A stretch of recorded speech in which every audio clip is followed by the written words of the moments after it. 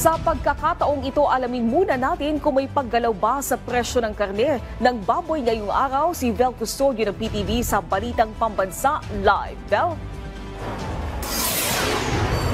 Naomi, nakatakdang magpulong muli ang Department of Agriculture at pork industry players para talakayin kung paano patataasin ang compliance level ng pork MSRP para sa lokal na karneng baboy.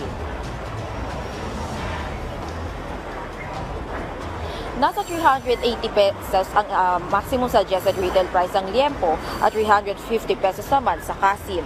Dito sa Mega Q-Mart, 380 pesos hanggang 400 pesos ang kada kilo ng liempo, habang nasa 350 hanggang 770 pesos naman sa kasim.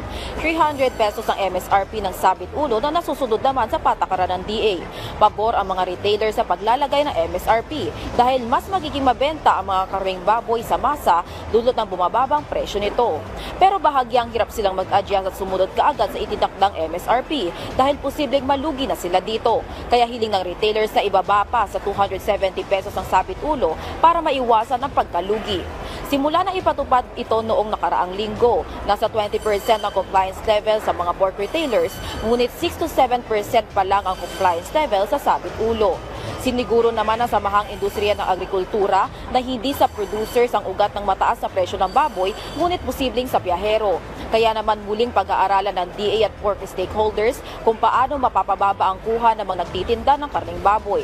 Mungkahi naman ng Pork Producers Federation of the Philippines na unahing patawa ng MSRP ang imported na karneng baboy.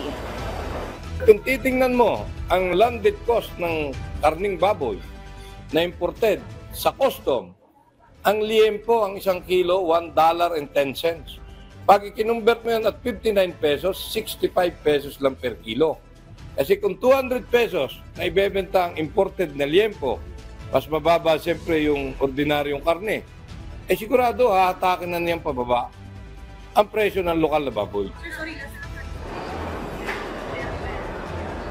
Naomi, bilang government intervention, pinaplansya na ng Food Terminal Incorporated na direktang bumili ng baboy at ibenta ito ng walang patong para sa mas abot kayang presyo ng karneng baboy. Mula sa People's Television Network, Vel Custodio, Balitang Pambansa.